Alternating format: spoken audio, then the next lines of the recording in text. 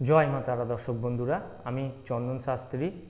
প্রত্যেক দিনের মতো আজকে আবার একটি নতুন ভিডিও নিয়ে চলে এসেছি আপনাদের কাছে। তো আজকে যেই বিষয়টা নিয়ে আলোচনা করব সেটি হচ্ছে বিবাহের জন্য রাশি ও ভাবের শুভ মিলন কেমন হওয়া উচিত, সেই নিয়ে কিছু তথ্য আপনাদের কাছে তুলে ধরছি।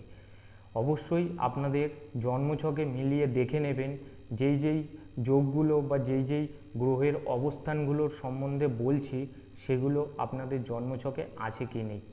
দেখুন, প্রত্যেক বাবা মার কিন্তু একটা ইচ্ছে থাকে যে তাদের সন্তানদের ভালো পরিবারে বিবাহ হোক বা উচ্চ বংশে বিবাহ হোক বা তাদের বিবাহ জীবন কিন্তু অত্যন্ত ভালো কাটে। প্রত্যেক বাবা মারাই কিন্তু এটা চায়। তো আপনারা বুঝবেন কি করে যে আপনাদের সন্তানদের জন্মছকে যেই যোগগুলো আজকে বলবো সেইগুলো আছে কি নেই। অবশ্যই যদি জন্মছক থাকে তাহলে মিলিয়ে একবার দেখে নেবেন যে এই যোগগুলো বা এই গ্রহের অবস্থানগুলো আপনাদের সন্তানদের জন্মছকে আছে কি নেই। দেখুন, 1 নম্বর হচ্ছে যদি সপ্তমপতি লগ্ন বা লগ্নভাবে থাকে এবং তার সাথে কোনো শুভ গ্রহের সংযোগ হয়, তাহলে তাদের বিবাহ জীবন কিন্তু ভালো পরিবারে হওয়ার সম্ভাবনা অনেক বেশি থাকে।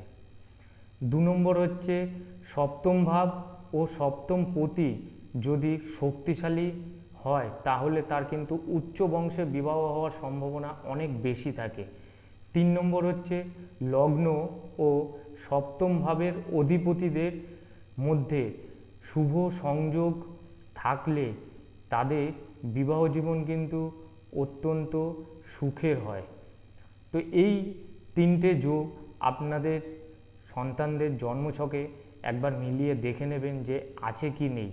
এবং এছাড়াও দেখবেন অনেক ব্যক্তিরা আছেন যারা অ্যারেঞ্জ ম্যারেজের থেকে লাভ ম্যারেজে বেশি ফেভার করে বা তাদের লাভ ম্যারেজের দিকে বেশি নেয়।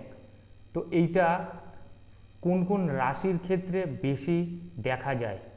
1 নম্বর হচ্ছে মেষ রাশি, 2 নম্বর হচ্ছে মিথুন রাশি, 3 নম্বর হচ্ছে সিংহ রাশি, 4 নম্বর হচ্ছে তুলা রাশি, 5 নম্বর হচ্ছে ধনু রাশি ও 6 নম্বর হচ্ছে কুম্ভ রাশি।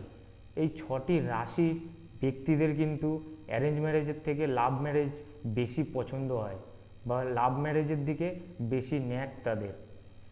তো কার কার সাথে মিলল অবশ্যই কমেন্ট করে জানাবেন।